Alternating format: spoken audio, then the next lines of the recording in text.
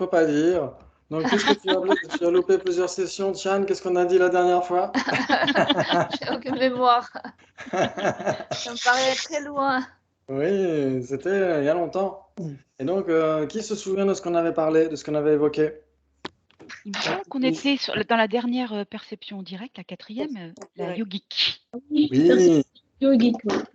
très bien, une perception yogique. Et donc, c'est quoi une perception yogique? Alors, qu'est-ce que, même sans donner la définition, qu'est-ce que vous pourriez évoquer par rapport à ce que c'est? Alors, ce que j'ai retenu, c'est que la condition souveraine non commune, c'est l'absorption méditative. Oui, exactement.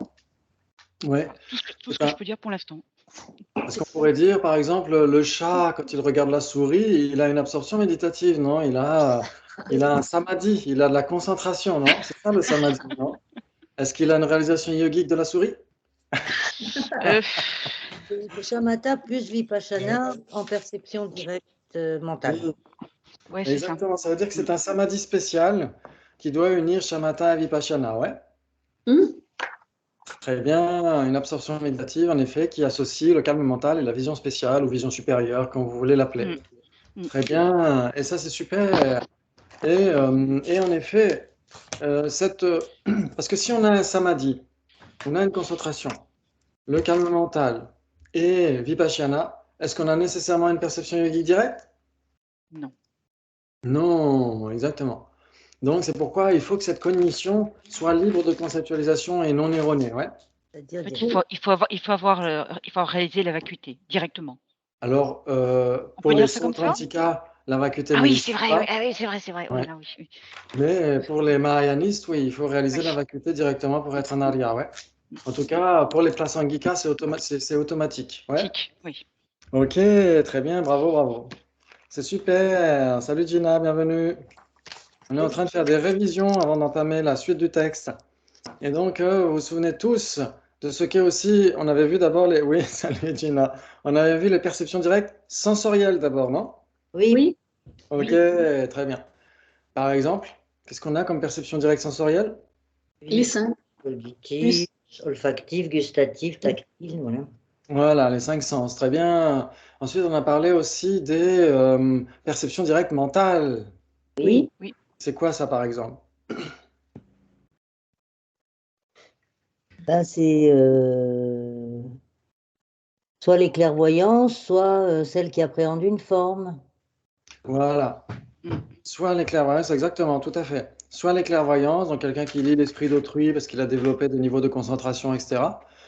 Soit ce qui arrive chez tous les êtres ordinaires, mais qui n'est pas certifié par les êtres ordinaires, c'est ce moment de perception mentale directe à l'issue d'une perception sensorielle, par exemple.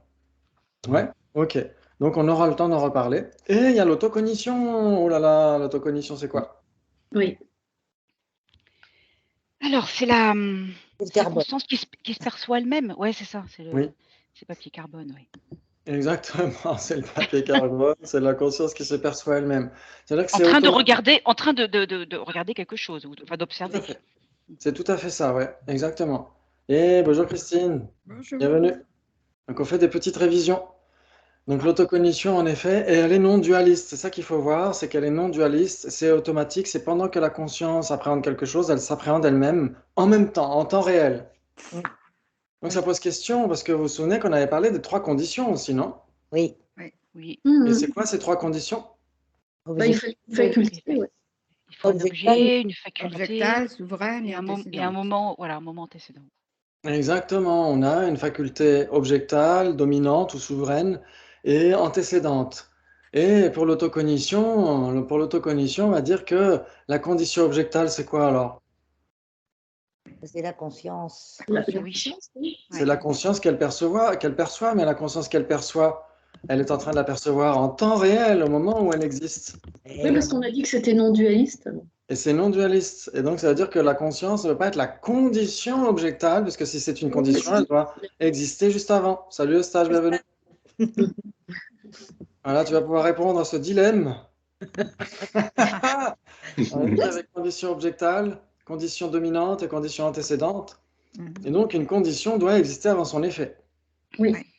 Mais l'auto-perception qui perçoit la conscience en train de percevoir, la conscience qui est en train de percevoir, c'est sa condition objectale. Et donc, elle existe avant l'autocognition. Donc, c'est plus dualiste.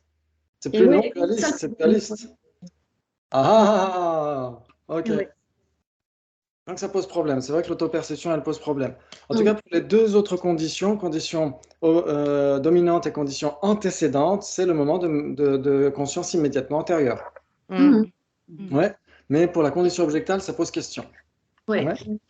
Ok, on pourrait dire à ce moment-là l'objet observé plutôt qu'une condition objectale. Et ça peut nous amener à comprendre un peu plus le Chittamatra, parce que pour le Chittamatra, c'est pareil. Il n'y a pas de condition objectale, ça n'existe pas pour eux. Ok, et ensuite on avait les perceptions yogiques, les perceptions directes yogiques. Et on s'était arrêté à la page 41, je crois, non? Oui, c'est ça. Ok, Oui. très bien. Et donc on avait vu le développement des perceptions yogiques directes est un des des buts majeurs de l'entraînement méditatif. Ouais. Car s'il est vrai que nous avons la capacité de percevoir directement et sans effort particulier des choses telles que des formes et des sons à l'aide de conscience visuelle ou auditive, nous n'avons pas la même capacité quant aux phénomènes profonds que sont par exemple l'impermanence subtile et le non-soi. Ils ont mis le sans-soi, mais ça c'est juste une traduction. Une traduction. Okay. Mais on est plus habitué à non-soi quand même. Exactement, Ouais, tout à fait. Exactement, ouais, le non-soi d'armée en tibétain, ouais. Ok, très bien. Et donc l'impermanence, là on parle bien sûr de l'impermanence subtile, parce que l'impermanence grossière, on peut tous s'en rendre compte, non? Oui. Ça c'est plutôt facile, ok. Donc ces derniers doivent donc d'abord être compris intellectuellement par le biais d'images mentales, puisqu'ils ne peuvent l'être directement au début. Au début, si on réalisait tous le non-soi dès le début, de manière directe, bah, on ne serait pas en train d'étudier l'auric pour essayer d'obtenir l'éveil pour le bien de tous les êtres. Oui. On serait déjà éveillé, non? Oui. Ouais, ok. Salut Sabine, ça a déjà commencé? Bonjour, Donc, oui, tu je vas sais, je suis en répondre. retard. Non, c'est pas grave, tu vas pouvoir répondre à ce dilemme. C'est pour tous ceux qui arrivent après. Allez, vas-y, réponds Sabine. Oui, bien sûr, bonjour. Ah, je rigole. Ok. Quel est le dilemme? Alors, on disait que... Qu'est-ce qu'on disait? Ah oui, on disait C'est que... l'auto-perception. Voilà. On parlait de la perception yogique, parce que la perception yogique directe, ou la perception directe yogique, n'est pas spontanée. C'est pas comme une conscience sensorielle, une conscience mentale, une conscience mentale qui a pris une forme, ou une auto-perception. Ça vient de manière spontanée, etc. Mais la perception directe yogique, on en a besoin. Pourquoi? Pourquoi d'ailleurs est-ce qu'on en a besoin De quoi on a de besoin cette perception directe yogique? Pour percevoir la sagesse, pour qu'il perçoive la vérité, la vraie vérité. Oui, pour percevoir les vérités, parce que la réalité nous est cachée, la vraie réalité, ouais, nous est cachée. Ouais, vous êtes d'accord? Oui, trompé. Exactement. Nous est cachée parce que, Christine? On n'a pas intérêt à arriver en retard, hein, cette classe. Par des voiles, Waouh, par des voiles. on est accueillis. On est challengés. Trompeuse. Ah, ça me fait Elle plaisir est de vous cachée voir. par des voiles. Parce que je viens de me réveiller. Ah, ok. Ah, D'accord. c'est une Bon, bonne très raison. bien. Donc, tu as bien fait de garder la caméra fermée. Ok. Très bien. Et donc, en effet, on a besoin des perceptions yogiques. Pourquoi? Parce que énormément de phénomènes échappent à nos sens. Vous êtes d'accord? Eh oui. Ça échappe à nos sens. Par exemple, l'impermanence subtile apparaît à nos sens, mais n'est pas certifiée par nos sens. Ouais, c'est une cognition inattentive. Ouais, l'impermanence subtile. Ok. Ensuite, le reste, les vraies souffrances. Les vraies souffrances, si c'était une évidence pour nous, pourquoi est-ce que le Bouddha aurait passé 3 heures cosmiques incommensurables à obtenir l'éveil pour venir nous l'enseigner, la vraie souffrance, non? Oui. Ouais, par exemple, on a tous connu une migraine. On s'est tous tapé le doigt avec un marteau, etc. Donc on connaît les souffrances grossières. Si le Bouddha avait eu besoin de nous enseigner les souffrances grossières, on aurait dit, bah écoutez, merci, c'est gentil. Merci d'avoir passé 3 heures cosmiques incommensurables pour nous enseigner ça, mais on le sait déjà. Ouais. Et donc, le Bouddha a eu besoin de nous enseigner les vraies souffrances. Pourquoi? Parce qu'elles sont très subtiles. Ouais. Mais il ne faut pas simplement l'accepter. Ok, le Bouddha nous a dit qu'il y a les vraies souffrances. Qu'est-ce qu'on doit faire? Les vérifier par nous-mêmes. Et pour les vérifier par nous-mêmes, les réaliser directement, on a besoin de certains types de perceptions. Ouais, vous êtes d'accord? Les perceptions Oui. spéciales. Ouais, bravo. Ok. Et donc, on est toujours à la page 41. Ok. Et donc, il est ensuite possible, à force de familiarisation avec l'objet ainsi réalisé, d'atteindre des réalisations de plus en plus claires, jusqu'au stade où l'image mentale est transcendée et l'objet est réalisé directement. Et donc là, après, il y a une note par rapport à ce que c'est que la vision spéciale, Vipassana, etc. C'est pas très grave, on voit qu'en effet, il y a des points importants, intéressants, mais ok. On peut voir par exemple que dans le dernier passage de cette note, quand on voit la simple application conceptuelle ne suffit pas, en effet, le domaine d'application Gochara en sanskrit, là il manque un H, c'est on peut dire l'analyse d'une certaine manière de Vipassana, est traditionnellement celui des trois marques de l'existence. Ça, c'est surtout dans le Theravada. Dans le Theravada, on dit que les trois marques de l'existence samsarique, c'est l'insatisfaction, ou dukkam, la souffrance, l'impermanence, anityatva, et le non-soi, ouais, anatman. Ouais, ok. Ok, très bien. Donc, il y a marqué là aussi le sans-soi, on peut mettre le non-soi. Très bien. Et donc, en général, oui, c'est impermanence, souffrance et anatman, et non-soi. Ok. Donc, C'est 3 des 4 caractéristiques de la première vérité, la souffrance. eh bien, c'est tout à fait ça, exactement, ouais. Ouais, c'est Il tout manque à le fait vide. ça. Il manque le vide. Il manque le vide, exactement, ouais. Le vide, on pourrait dire qu'on pourrait, d'une certaine manière, l'inclure dans le non-soi. C'est-à-dire que si on D'accord. divise un soi, une saisie d'un soi grossier et subtil, dans ce cas-là, on peut mettre vide et non-soi. Mais si on ne divise pas ces notions grossières et subtiles, à ce moment-là, on peut juste dire non-soi. Ouais, donc c'est D'accord. pourquoi ici, ça peut être rapporté à 3. Ça, c'est vraiment intéressant. Et on retrouve aussi les quatre sceaux, non? Les quatre Oui. sceaux du Bouddha Dharma, ouais, qui ont été mentionnés par le Bouddha, bien sûr, dans le Dhammapada, mais aussi dans d'autres textes, dans la tradition mahayaniste aussi. Et donc, c'est quoi les quatre sceaux? Ben, c'est ça. Les Tous euh, les sont impermanents, tous non, les non, phénomènes sont souffrance, tous les phénomènes sont vides de souillés soi et le et nirvana, vide de c'est soi. Oui. Voilà, bravo, exactement. Tous les composés sont impermanents. Ouais, donc tous les causalement composés, tous les produits sont impermanents. Ok. Ensuite, tous les contaminés sont souffrance. Ouais. Ensuite, tous les phénomènes, quels qu'ils soient, contaminés ou pas, produits ou pas, quels qu'ils soient, sont vides et dénués de soi. Et donc là, en effet, il y a les deux. Il y a vide et non-soi. Donc il y a le grossier et subtil. Et ensuite, quand on réalise ça, qu'est-ce que ça donne? Le nirvana. et la paix. Nirvana et la paix. Exactement. Bravo. Waouh. Magnifique.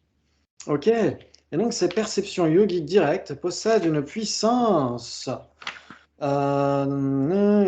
propre, permettant de renverser les conceptions fausses ou les appréhensions fausses qui nous lient à l'existence cyclique. Ouais, ça veut dire que on peut saisir ce qui est impermanent comme permanent, hélas. On peut saisir ce qui est de la nature de la souffrance comme étant du bonheur.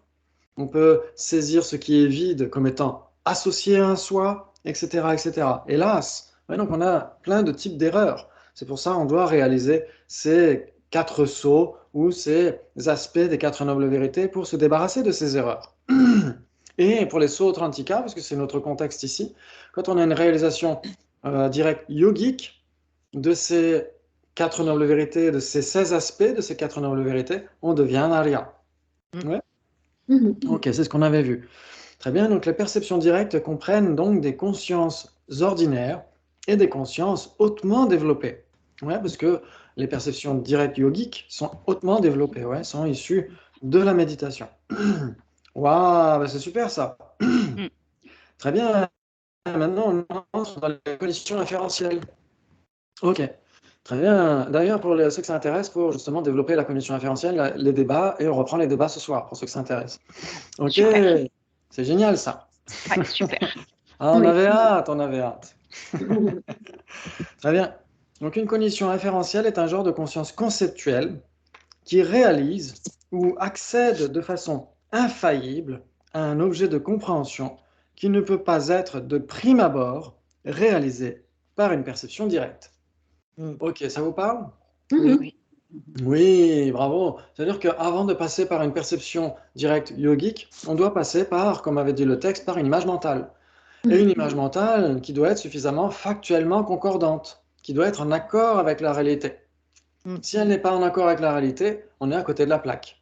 Ouais. Si on se dit, bah, cette table est certainement permanente parce que je ne la réalise pas comme étant impermanente, et ben, dans ce cas-là, on est à côté de la plaque. Ouais. On n'a pas une inférence, on a une raison fausse. Ouais. Et donc, il y a plusieurs types d'inférences. Ok, donc bien sûr qu'on aura le temps de les voir par la suite. Ok. Et donc, il dit, donc c'est Elisabeth là qui parle, Elisabeth Napper.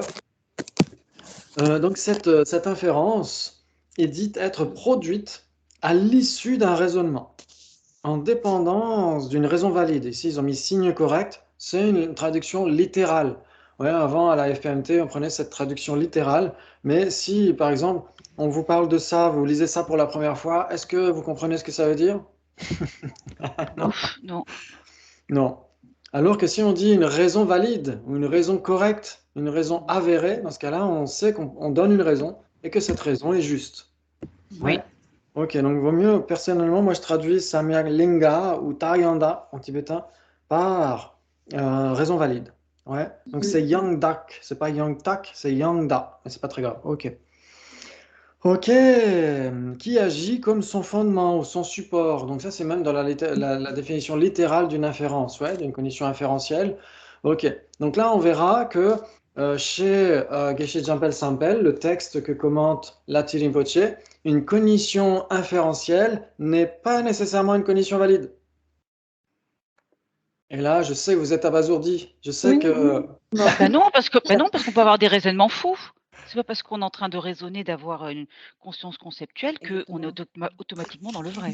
Ah, alors en effet, c'est un bon Si la argument. définition d'inférentiel et que la raison est correcte, ça va pas. Oui, c'est Ah, valide. voilà, ça c'est un très bon contre-argument. Ah oui, c'est vrai, tu as raison, Dominique. Ok.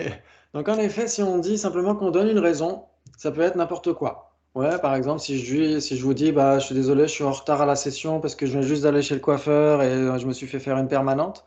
Dans ce cas-là, vous allez dire, bah non, ça le fait pas. Ouais, c'est une raison fausse. Je suis en train de raconter n'importe quoi. Ok, très bien. Donc je donne une raison. Mais ce n'est pas une raison valide, c'est une raison fausse. Ok. Par contre, en effet, comme dit Dominique, l'inférence est produite en dépendance de son support, une raison valide. Un signe correct, comme c'est mis ici, une raison valide. Ouais, donc là, on ne peut plus y échapper. Ça doit être une raison valide. Ouais. Ok, très bien.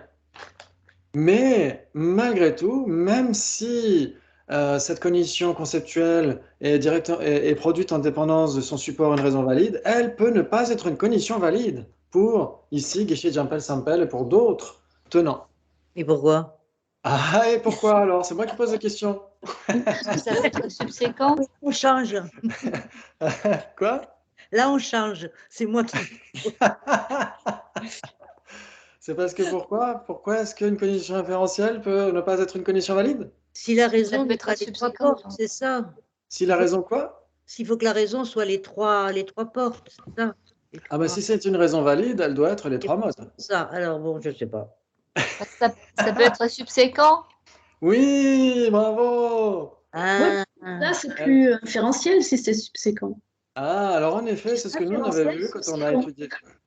Quand on étudie Yongzin Pulbuchok, quand on étudie le lorik de Yongzin Pulbuchok à la FPMT, en effet, la définition d'une condition inférentielle valide, puisque dans le cas de Yongzin Pulbuchok, une condition inférentielle est nécessairement valide, il dit qu'elle est directement produite en dépendance de son support, une raison valide, directement produite.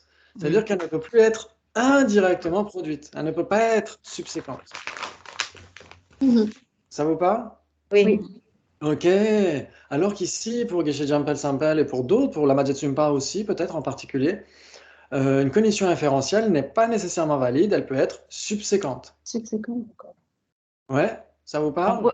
Non, moi je sais pas ce que ça veut dire Ok. être subséquente. Ok, donc par exemple, ici, on va se dire, cette table est impermanente parce qu'elle est produite.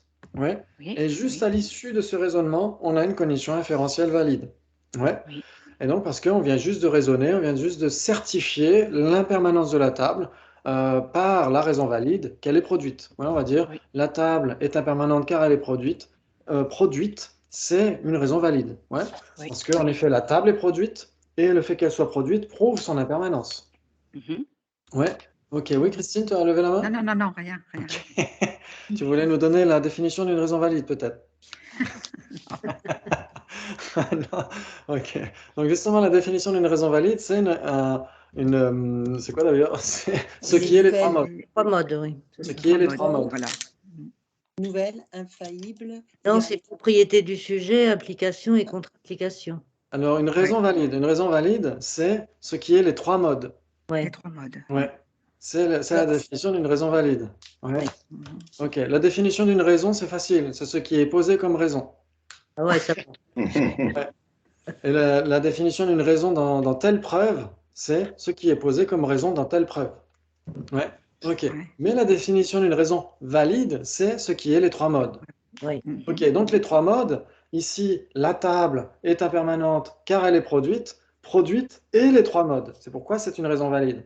Voilà. Mhm. Produite est une propriété de la table. Donc ça, c'est le premier mode. Mhm. Ensuite, le fait qu'elle soit produite prouve son impermanence. C'est le second mode. Mhm. Et si elle n'était pas impermanente, elle ne pourrait pas être produite. C'est ça, oui. D'accord. Indication et contre-indication. Voilà, implication et contre-implication. Et Ouais. propriété du sujet. Et propriété du sujet. Donc, propriété du sujet, ça veut dire que produit doit être une propriété de la table. La table est produite, on doit le certifier. Donc, ça, c'est le premier mode. Ensuite, produit, si c'est produit, c'est nécessairement impermanent. C'est le second mode. C'est-à-dire que si c'est le résultat de causes et de conditions qui se transforment, le résultat lui-même doit se transformer. Nécessairement. Ouais. Donc, si c'est produit, c'est impermanent, c'est l'implication. Et si ce n'est pas impermanent, ça ne peut pas être produit. C'est la contre-implication. Oui. Ouais. Et donc, dans ce cas-là, on a les trois modes. Et donc, cette raison produit ici, c'est les trois modes. C'est une raison valide. Ouais. Ok, très bien. Donc, maintenant qu'on a fait ça, on se dit cette table est impermanente car elle est produite. On vient juste de le certifier, ce raisonnement. Et donc, à l'issue de ce raisonnement, on a une condition inférentielle. Mhm. Donc, tout le monde dira que ce premier moment, issu d'un raisonnement, est une condition valide. Tout le monde l'acceptera. Ouais. Mhm. Mais ici, Geshe-Jampel-Sampel et la Tirinpoche, etc., et dans d'autres textes, ils vont dire que les moments subséquents, par exemple, on vient juste de réaliser que la table était impermanente car elle est produite, on médite là-dessus. Cette table est Ouais. impermanente car elle est produite. Les seconds moments, troisième moment, quatrième moment, etc., ne sont plus des conditions inférentielles valides pour ici le texte qu'on étudie, Mhm. mais restent Ok. des conditions inférentielles. Ok. Ouais, elles sont subséquentes. Hmm. Alors que pour Yonzin Pulbuchok, quand on l'étudie à la FPMT, c'est uniquement le premier moment qui suit ce raisonnement qui est une condition valide inférentielle. Hmm. Les autres moments, on ne peut plus les appeler des conditions valides, des conditions inférentielles. On peut les appeler des consciences conceptuelles factuellement concordantes ou des consciences subséquentes conceptuelles.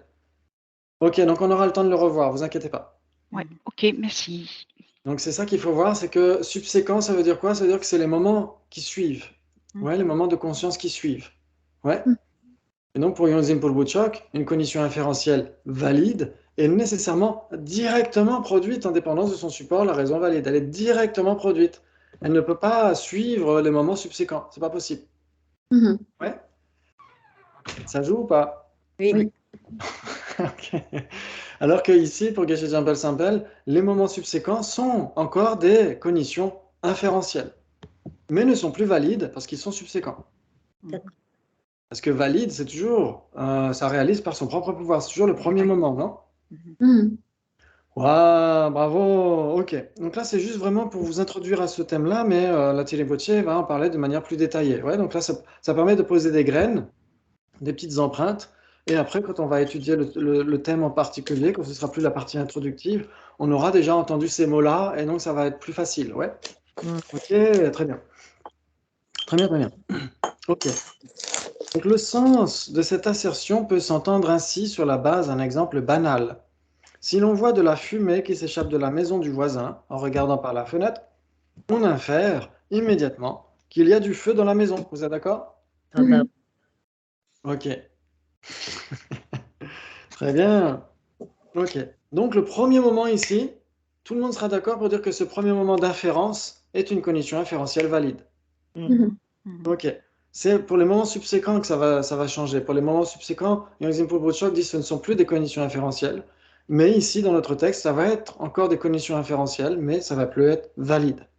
Ok. Très bien. Le fondement, c'est-à-dire le signe ou la raison, ici, linga ou ta en tibétain, la raison, en dépendance de laquelle cette inférence, il manque un espace entre la parenthèse et le a été produite, et la présence de fumée. Oui, ça veut dire qu'on infère la présence de la cause en percevant l'effet, la fumée. Ouais, on ne voit pas le feu qui est dans la maison, mais on infère sa présence grâce à son effet, qui est la fumée. Vous êtes d'accord? Mhm. Ok, c'est magnifique ça. C'est magnifique. Ok. Mais dans les traités sur la logique, ils ne disent pas l'inverse. Ils ne disent pas qu'on infère la présence de l'effet en dépendance de la cause. Ils disent on infère la présence de la cause en dépendance de l'effet. Donc vous voyez de la fumée, c'est l'effet, et vous inférez la présence de la cause, le feu. Mais ils ne disent pas en dépendance de la cause. On infère l'effet. Pourquoi? Parce que si vous avez une graine dans la main, elle ne va pas nécessairement donner un arbre. Oui, c'est ça. Oui. C'est-à-dire que toutes les causes et conditions ne seront pas nécessairement réunies pour qu'elles donnent un arbre. Mhm. Ouais, Mhm. ok. Mais par contre, on peut inférer l'effet immédiat. C'est-à-dire que la graine qui est dans la main, elle peut donner immédiatement après la graine de l'instant d'après. Rien ne peut plus l'empêcher de donner la graine de l'instant d'après. Donc on peut inférer l'effet direct de cette cause. Ok, laissez tomber. C'est quand on étudiera les raisonnements, etc., on pourra en reparler un peu plus. Très bien. Ok, parce qu'en fait, au moment de la cause directe et l'effet direct, il n'y a pas d'intervalle entre les deux. Donc la cause n'a plus le choix, elle doit engendrer son effet direct. Elle n'a plus le choix. Ouais, alors que quand c'est une cause indirecte, elle peut encore avoir le choix, elle peut être encore remise en question. Ouais, la graine peut ne pas donner l'arbre, mais la graine doit de toute façon donner la graine de l'instant d'après. Ouais, vous êtes d'accord? Oui. Une cause indirecte, c'est quand il y a des conditions qui sont nécessaires? Comme En tu fait, une cause, parlais, Je dirais que celle qui vient juste avant la cause. voilà, c'est quand il y a des moments, des intervalles entre la cause et son effet. C'est ça une cause indirecte. Ouais. Par exemple, entre l'arbre et la graine, il y a beaucoup d'instants qui se passent. Et donc, on peut largement avoir le temps de faire en sorte que la graine ne donne pas son effet dans ce cas-là. Ouais. Parce que tout simplement, il n'y a pas de conditions suffisantes, etc., etc. Mais on n'a pas le choix dès l'instant où la cause directe va donner son effet direct. Il n'y a pas d'intervalle entre les deux. Là, on ne peut plus rien faire. C'est sur le moment d'arrivée et voilà. Ouais. Ok, très bien, très bien. Donc, c'est cette seule occasion dans les traités de logique, par exemple, si vous les étudiez Tibetan Logic, c'est le Tariq de Yonzin Purbuchok. Ouais, c'est l'examen sur la logique de Yonzin Purbuchok. Et je crois que c'est Catherine Rogers qui traduit. Et donc, elle dit bien, en effet, que on n'infère jamais la présence de l'effet en dépendance de la cause en général, mais on peut inférer la présence de l'effet direct en dépendance de sa cause directe. Dans ce cas-là, oui. Par exemple, si je brûle Oui, la graine brûlée, c'est l'instant d'après. on pourrait dire ça. On Donc, pourrait dire que la la, graine brûle. la Oui, graine, la cause de la graine brûlée, la cause directe quand même. exactement. La D'accord. cause directe de la graine brûlée. Même si, entre-temps, il y a quand même un certain processus de combustion, etc. Ouais. C'était quoi la définition donnée en physique? Je crois que c'était Paolo qui avait donné la définition de la combustion en physique. C'était l'oxydation de radicaux libres. Je crois que c'est ça en sciences physiques, ouais, l'oxydation de radicaux libres. Et donc ces radicaux libres, j'imagine que c'est des parties infinitésimales de la graine. Et donc ça prend un certain temps pour que tous ces radicaux libres s'oxydent. Ouais. Donc on pourrait se dire ça prend un certain temps malgré tout. Mais si on prend en général ouais, la graine brûlée et la graine pas brûlée, en effet, il n'y a pas d'intervalle entre les deux. D'accord. Ouais. Ok, très bien, très bien. Ok. Donc ici, c'est une relation infaillible entre le feu et la fumée. C'est-à-dire que s'il y a un effet, il y a nécessairement une cause. Vous êtes d'accord? Oui. Par contre, s'il y a une cause, Il y est-ce a qu'il y a pas. nécessairement un effet? Ben non. Pas nécessairement. Donc, c'est-à-dire que la définition d'une cause, ce n'est pas ce qui produit son effet. Un effet, mais direct ou indirect. Ok. Un effet inattendu. Donc la définition d'une cause, c'est ce qui produit, non? Oui. Mhm. Ok. Et la définition d'un effet, c'est ce qui est produit. Oui. Ok. Donc si on dit qu'il n'y a pas encore de produit, est-ce qu'on a vraiment une cause? Si on a par exemple, aujourd'hui, on est vendredi. Vendredi est la cause de samedi, vous êtes d'accord? Oui. Mais samedi n'existe pas encore. Comment est-ce que vendredi est une cause s'il n'y a pas encore son effet? Effet latent. Enfin, oui, C'est un effet potentiel. Potentiel. potentiel. Mhm. Oui. Ah, mais l'effet potentiel n'est pas encore là. S'il était déjà là, il n'aurait pas besoin d'être produit. Mhm. Ben, il va Mais il a besoin. immanquablement être produit. Hein? Immanquablement être produit. Ah, ok. Ok. Donc c'est là où il y a des différences entre les sootrantika ici et les prasangika. Ouais. Pour les sootrantika, en effet, on peut avoir une cause sans effet. Ouais. Pour les prasangika, on dira que l'entité même d'une cause est désignée en dépendance de son effet à venir. Donc on n'a pas de cause sans effet d'une certaine manière pour les prasangika. Ouais. On n'a pas d'effet sans cause, ça c'est sûr. Et on n'a pas de cause sans effet. Pourquoi? Parce que la nature même d'une cause est de produire un effet. Et donc on désigne l'entité cause en dépendance de l'effet qu'on anticipe. Oui, mais par exemple, le dernier moment des voix, là, Oui. on ne peut pas dire que c'est la cause de l'éveil, parce que l'éveil, c'est pas produit. Alors Donc, ça dépend. ah, d'accord. Ça Ça veut- dépend de ce qu'on appelle ce qu'est l'éveil. Si on dit l'éveil, c'est une conscience omnisciente, elle est nécessairement produite. Oui, non, mais si on dit c'est la partie vacuité, la partie. Oui, alors ça dépend. Si on dit que l'éveil, c'est une vacuité, J'arrête. dans ce cas-là, on pourrait dire, d'un certain point de vue, le Bouddha, de manière métaphorique, a dit que le nirvana naturel, c'était la vacuité des choses. Ouais. La table est naturellement nirvanée parce qu'elle est naturellement dénuée d'existence inhérente. Donc dans ce cas-là, on parlera d'un nirvana naturel, mais c'est un nirvana métaphorique. C'est pas vraiment le nirvana. Oui, oui, Ouais. d'accord. Ok, si on parle de l'éveil, si on parle du Dharmakaya, par exemple, le Dharmakaya est permanent, mais si c'est un Dharmakaya, c'est pas nécessairement permanent. Hmm. Alors là, je m'en vais. Donc, on a Par un exemple, effet métaphorique alors. oui. Par exemple, existant est permanent, mais si c'est un existant, c'est pas nécessairement permanent. Oui. Animal est masculin, mais si c'est un animal, c'est pas nécessairement masculin. Oui, si c'est une généralité ou désigné. Exactement. Ouais, animal, c'est masculin, vous êtes d'accord, en français. Oui. On dit un animal, non? Mais si c'est un animal, c'est pas nécessairement masculin. Par exemple, tortue, une tortue. Oui, C'est mais plus enfin, qu'un animal. Dharmakaya, revenons au Dharmakaya. Ok, donc le Dharmakaya. Le Dharmakaya en général, il y a un aspect permanent et un aspect impermanent. Ouais. Donc, il est permanent. Et donc, on dira Permanent. qu'en général, il est permanent, en effet. Mhm. Mais si c'est un Dharmakaya, c'est pas nécessairement permanent. Pourquoi? Parce que la sagesse omnisciente, ça fait partie du Dharmakaya. Donc, c'est un Dharmakaya. Mais ce n'est pas permanent, puisque c'est une sagesse omnisciente. Ah, parce que la sagesse omnisciente, c'est un Dharmakaya. Je croyais que le Dharmakaya, c'était l'association du Jnana Dharmakaya et du Svabhavikakaya. Parce que, comme elle porte son nom, Jnana Dharmakaya, si c'est un Jnana Dharmakaya, c'est un Dharmakaya, non? C'est un élément. Est-ce qu'un élément est l'ensemble? Ça, c'est curieux. Ouais, je sais pas. Oui. Bref, d'accord. Ouais. Parce qu'il n'y a pas de Dharmakaya sans les deux. Il n'y a pas de Oui, Dharmakaya. exactement. Ça veut dire qu'il n'y a pas de Dharmakaya sans l'élimination des voiles. Ouais. Et donc, cette élimination des voiles est tellement importante qu'on l'inclut dans le Dharmakaya, ouais, sous la forme du Swabhavikakaya. Mhm. Ouais. Et donc, c'est pourquoi elle est très importante. Et il y a aussi la vacuité de ce Dharmakaya qui est aussi très importante, puisque ce Dharmakaya réalise sa propre vacuité. Ok. Très bien, très bien. Et pourquoi on parlait de ça? Ben, cause et effet. Voilà, cause et effet, voilà, exactement. Est-ce que le Dharmakaya est produit? Voilà, c'est ça le problème. Ben, ça dépend. Ça dépend, c'est exactement ma Si réponse. c'est une généralité, oui.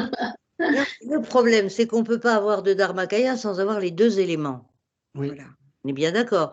Or, le Svabhavikakaya n'est pas produit. exactement. Alors, Oui. Ouais. si la conscience omnisciente est produite, mais elle est pas elle est pas indépendante du Svabhavikakaya, C'est très curieux comme raisonnement. Ouais, par exemple, une table n'est pas indépendante de son non-soi. Son non-soi n'est nécessairement permanent, mais cette table reste impermanente pour autant, non? Hmm. Cette table est un non-soi. Et c'est un non-soi impermanent. Bon, je réfléchirai, c'est bon. Donc le non-soi, c'est permanent, mais un non-soi n'est pas nécessairement permanent. Mais oui, c'est toujours pas une généralité ou... Oui, tout à fait. Exactement.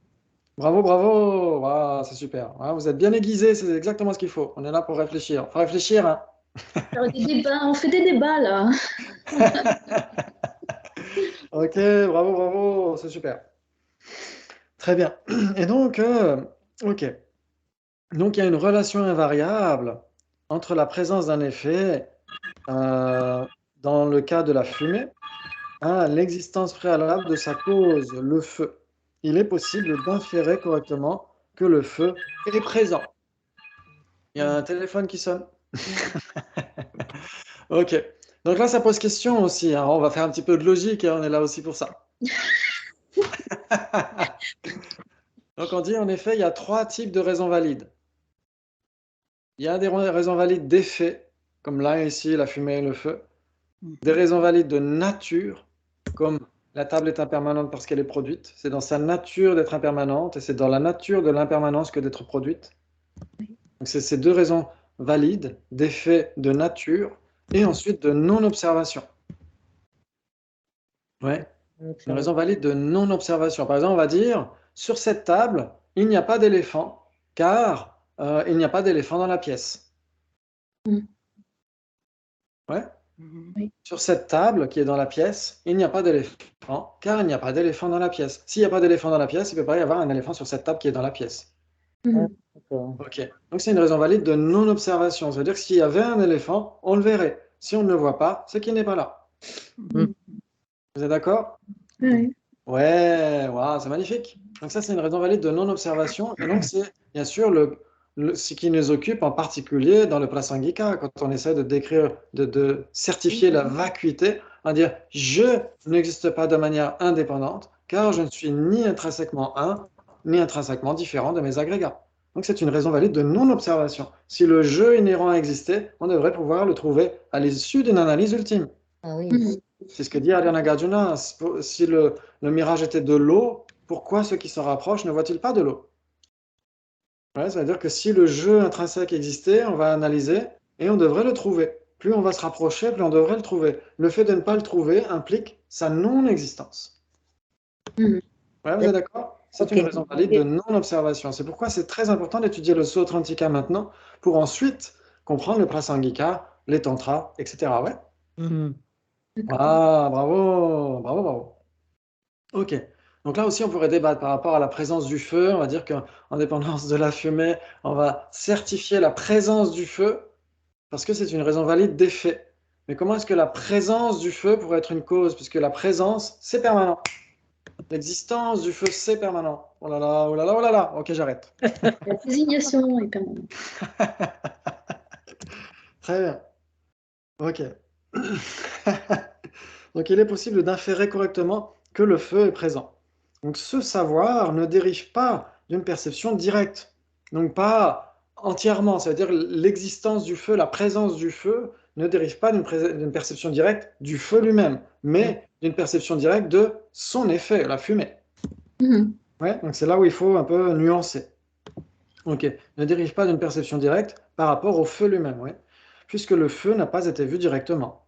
Mais il n'en est pas moins avéré et fiable, ce savoir. Ouais, ça vous parle?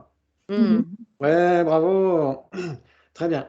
Ensuite, puisqu'une cognition inférentielle réalise de façon infaillible son objet, elle est une forme de cognition tout aussi fiable qu'une perception directe. Donc, qu'une perception directe qui n'est pas inattentive, bien sûr. Mhm. Parce qu'une perception directe qui est inattentive n'est pas fiable. Ouais, ok. Donc là, on pourrait rajouter qu'une perception directe non inattentive. Ok. Donc là, c'est quand on aime bien chipoter, qu'on aime bien débattre, etc.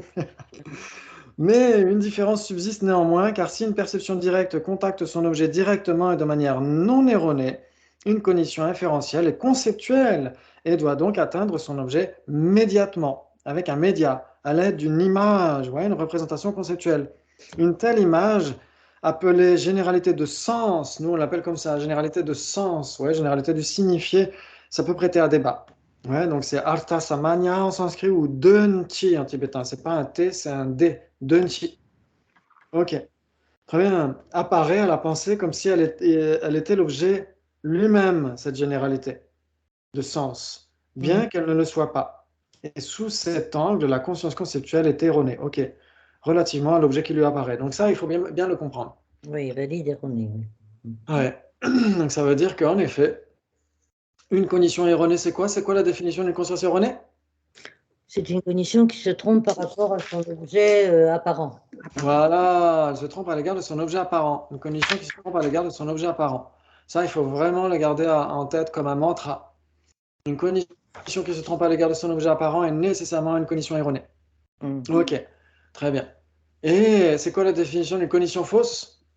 Qui se trompe à D'engagement. D'engagement. Oui, De exactement. manière Une incorrecte cognition. vers son objet. Voilà, ça peut être soit, si c'est l'un des 7 types de cognition, ça va être une cognition qui s'engage de manière incorrecte vis-à-vis de son objet. Soit, si on parle de la différence entre cognition erronée et cognition fausse, on va dire dans ce cas-là, c'est une cognition qui se trompe à l'égard de son objet d'engagement. Oui. Ouais. Elle se trompe à l'égard de l'objet qu'elle est censée comprendre, tout simplement. Ouais. Oui. Ok. Donc ça, c'est très important. Ok. Donc une conscience conceptuelle est nécessairement erronée. Pourquoi? Parce que la définition d'une généralité de sens. Ok, donc là, ça mérite d'être évoqué, même si on en reparlera de manière plus étendue une fois prochaine. Mais la définition d'une généralité de sens de table, c'est quoi?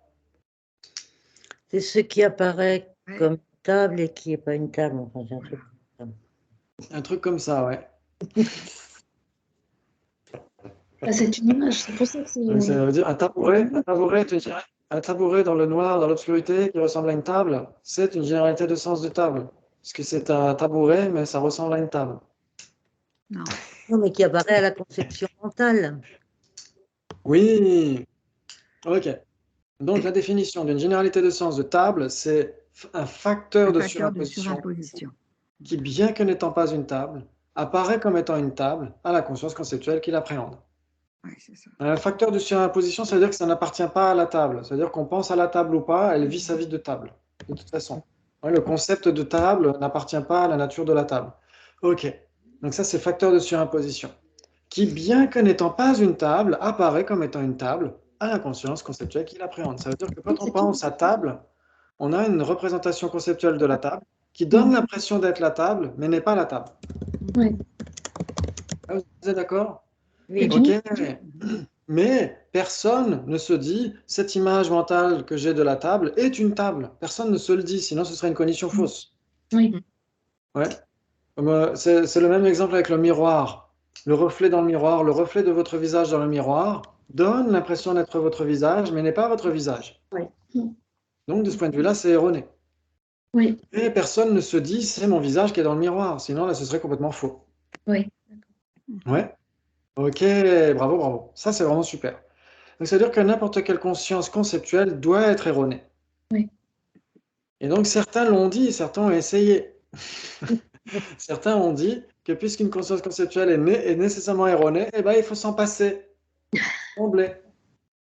Il ne faut avoir que des perceptions directes. Il ne faut surtout pas penser. Il faut prôner le désengagement mental, la quiétude mentale. C'est ce que disait Hachang Mahayana à une époque. Il disait que si c'est une cognition conceptuelle, cette cognition conceptuelle non seulement est erronée, mais en plus elle est fausse, parce qu'elle conçoit nécessairement l'existence inhérente. Et donc il ne faut surtout pas penser, c'est ce que disait Hachang Mahayana, qui a été bien sûr remis en question en long, en large et en travers dans la postérité tibétaine. Ouais. Le Chan, c'est le Chan. En fait, c'était un tenant du Chan, mais ce n'était pas encore la vue du Chan. Ouais, le Chan chinois, c'était pas encore ça. Ça veut dire qu'il avait une vue pervertie du Chan, ce n'était pas le Chan. Ouais. Et certains ont dit que c'était le Chan, mais en fait, pas du tout. Même si vous lisez par exemple Au cœur de l'éveil de Sa Sainteté Dalai Lama et de vénérable maître Chan Shengyen, et à un moment donné, le vénérable maître Chan parle de ça, il parle d'une vacuité idiote. Et donc, il parle de la vue de Hachang Mahayana, il parle d'une vacuité idiote, où on est dans une forme de blanc, on ne sait même pas ce qu'on est en train de méditer, etc. Et il parle de la vacuité idiote. Et c'est de ça qu'il s'agit. Et c'est pourquoi il réfute la vue de Hashan Mahayana, sans le désigner bien sûr, mais il réfute cette vue qui dirait il faut surtout pas penser, il faut être dans un état de désengagement mental. Ouais, ça c'est intéressant, pour ceux que ça intéresse. Ok, très bien. Donc une généralité de sens, ouais, donc une généralité de sens, on va essayer de voir ça, on va essayer d'écrire un petit peu tout ça. Donc apparaît à la pensée comme si elle était l'objet lui-même, bien qu'elle ne le soit pas. Et sous cet angle, la conscience conceptuelle est erronée relativement à l'objet qui lui apparaît. Donc cet aspect erroné, ceci dit, n'interfère pas quant à la justesse avec laquelle cette conscience comprend son objet, représenté par la généralité de sens. Il reste donc une condition correcte et infaillible, si cette conscience conceptuelle réalise son objet, bien sûr, ou si elle n'est pas en désaccord avec son objet. Ouais, si par exemple vous pensez que cette table est une table, vous y pensez, vous pensez, tiens, cette table est une table. Ouais, imaginons que vous soyez dans un truc d'art moderne ou d'art nouveau, je ne sais quoi, avec des meubles très jolis, mais très alambiqués, et parfois on ne sait pas toujours à quoi ça sert. Et donc là, vous vous dites, tiens, cette table d'art d'un artiste moderne, etc., c'est une table. Si c'est vraiment une table, votre conscience conceptuelle est erronée de toute façon, mais elle est factuellement concordante. Ouais, parce que vous pensez à une table, et c'est bien une table, non? Oui. Par contre, si vous vous dites, bah, cette table, c'est, je sais pas moi, c'est une chaise, alors qu'en fait c'est une table, dans ce cas-là, votre conscience conceptuelle non seulement est erronée, mais en plus elle est fausse. Fausse, ouais. Ouais, vous êtes d'accord? Par rapport à son engagement. Exactement, parce qu'elle se trompe à l'égard de son objet d'engagement, son objet conçu, ou l'objet qu'elle est censée comprendre. Ok, waouh, bravo, bravo, ça c'est magnifique. Waouh, alors là, vous êtes déjà des experts purs et durs de l'épistémologie bouddhiste. C'est magnifique. Désolé, je n'en ai pas pour longtemps. J'en ai encore pour une petite dizaine de minutes. Merci. Ok, bah c'est super. Non, franchement, bravo. Très très bien. Et donc la suite, on va voir la suite, puisque toutes les consciences conceptuelles sont erronées quant à l'objet qui leur apparaît, la généralité de sens, elles sont qualifiées de consciences erronées. Ouais, ok.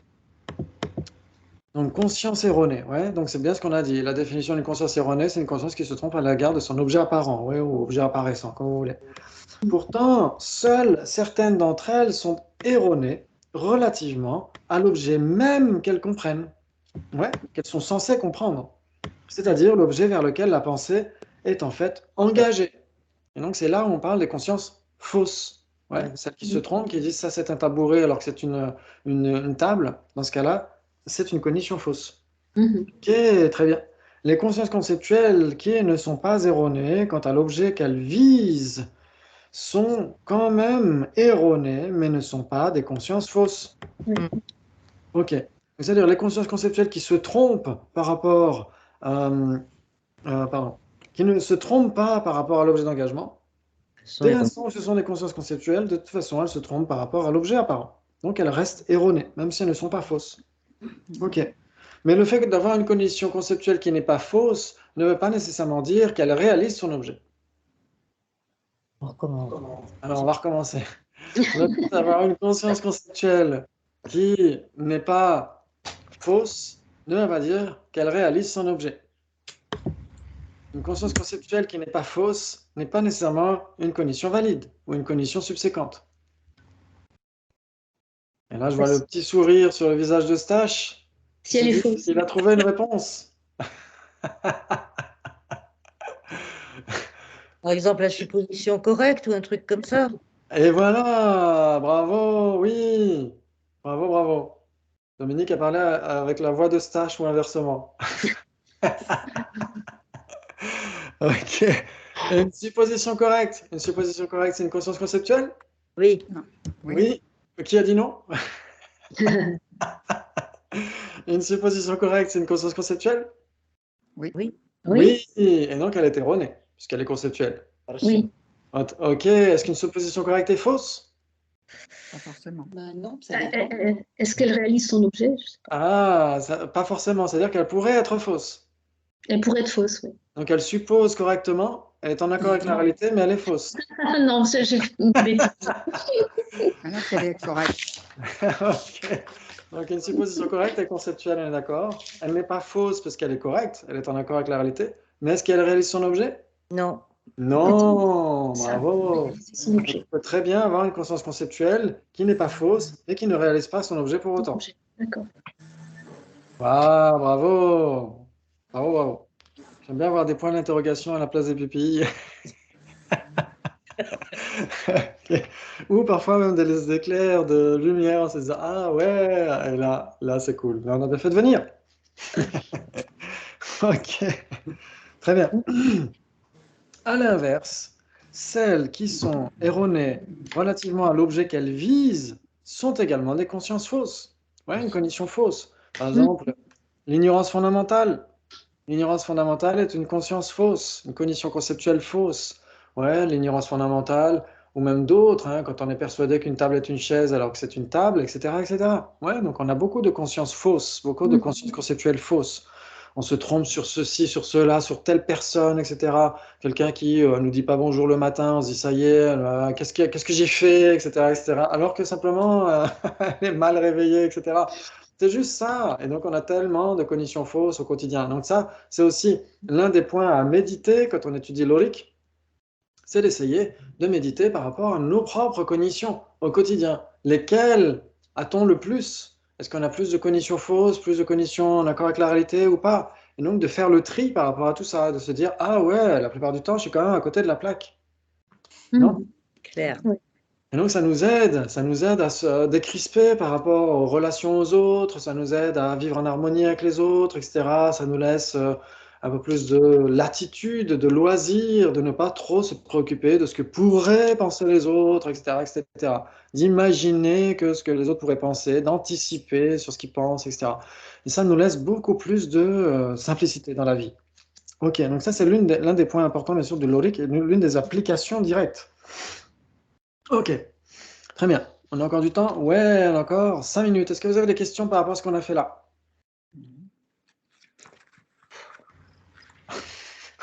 Ok.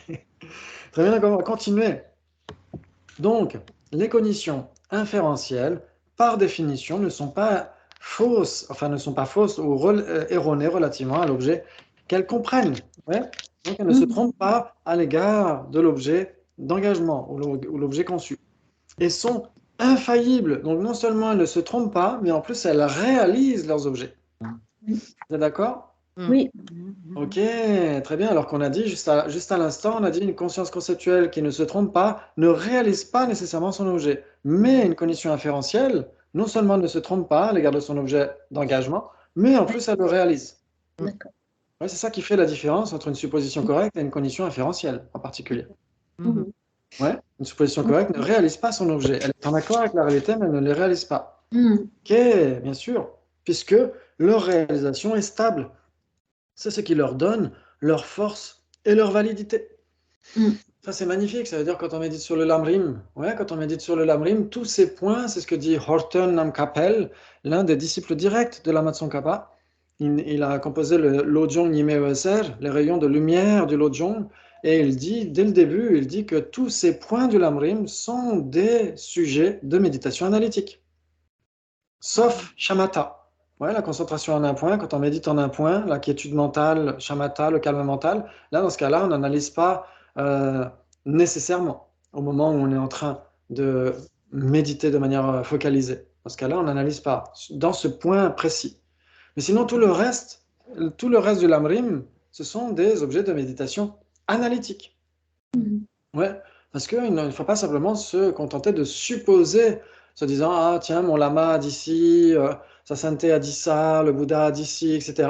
Non, il faut remettre en question, encore et encore, d'où l'importance de l'inférence, ouais, pour essayer de générer une vraie certitude, une certification par rapport à ces points du Lamrim, et donc forcément, le reste de la voie bouddhiste va se dérouler naturellement.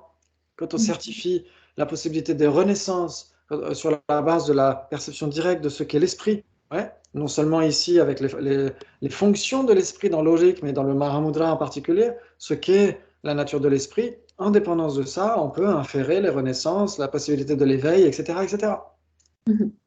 Ouais. Donc la pression existence humaine, l'impermanence et la mort, le karma, les défauts du samsara, bodhicitta, etc., etc. Tout le reste va s'en suivre de manière naturelle si on analyse encore et encore, si on remet en question. Ouais. Donc c'est très important comme dit Sassante, de fonder notre conviction sur le pouvoir de la raison, d'où l'importance de l'inférence. Ouais. Et ça, c'est valide dans toutes les traditions bouddhistes. C'est ce que disait Acharya Dharmakirti, ouais, on avait déjà donné cette citation-là. Ouais. Shejani Tsemani Danjanu dans Minutir. C'est parce qu'il y a deux types d'objets de compréhension qu'il y a deux types de cognition valides. Ouais, c'est-à-dire que l'inférence est une cognition valide. C'est pas simplement penser pour penser, pour se faire donner au cerveau. C'est pour générer une certification, une certitude. Ouais. Et quand on a généré une forme de certitude, notre pratique est d'autant plus puissante parce qu'on sait pourquoi on fait. On sait pourquoi on fait les choses. Ouais, c'est ce que disait aussi le vénérable Changu Rinpoche, le maître en philosophie de Sassante Karmapa. Il dit dans un texte, il dit que les sutras, c'est le pourquoi. Et les tantras, c'est le comment. Ça, c'est magnifique. Oui. C'est-à-dire qu'il faut d'abord passer du temps dans les sutras, étudier le Mahayana des sutras, les sutras en général, pour comprendre pourquoi on pratique. Et une fois qu'on comprend pourquoi on pratique, on peut comprendre comment on pratique grâce au tantra. Ça, c'est magnifique. Ça, c'est un super résumé. Ok, waouh. Et on verra donc les conditions subséquentes la fois prochaine. Merci à vous. Et donc, je pense que c'est vendredi prochain, ouais. D'accord. Ok, merci. C'était un vrai plaisir de vous retrouver. Et donc, on continuera avec les débats ce soir pour ceux qui viennent. Et sinon, vendredi prochain pour connaître l'esprit. Merci à tous. C'était un vrai plaisir. Merci, bonne journée, au revoir. Excellente journée. Ciao, ciao. Merci. Ciao. Merci.